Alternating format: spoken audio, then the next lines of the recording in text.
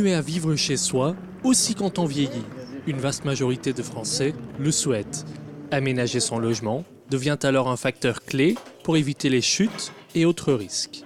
Certaines personnes âgées ont accumulé un certain nombre d'objets, de meubles, donc on peut avoir des environnements qui sont très surchargés. Ce qui est intéressant, c'est de pouvoir dégager au maximum les espaces. Première chose à faire, éliminer les tapis glissants. On s'est un petit peu pris les pieds dedans plusieurs fois, donc voilà, on a supprimé. Les bonnes idées, on les trouve ici, dans l'appartement témoin Léna de la Mutualité française à Saumur. Pour l'aménagement du domicile, on peut déjà dans un premier temps faire des aménagements, je dirais, de bon sens. Donc dégager les espaces de déambulation dans les cuisines, penser à surélever un petit peu le frigo. On peut également penser à réfléchir à son éclairage. On sait que beaucoup de chutes chez les personnes âgées se passent la nuit, quand les personnes se lèvent pour aller aux toilettes.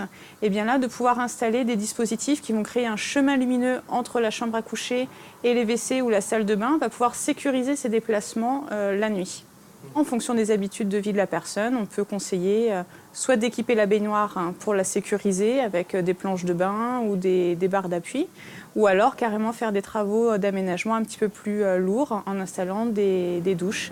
Je pense qu'il ne faut pas attendre qu'il y ait eu des difficultés ou qu'il y ait eu une chute. Il faut vraiment anticiper au maximum pour que la personne puisse vivre le plus longtemps possible en sécurité et de façon confortable à son domicile.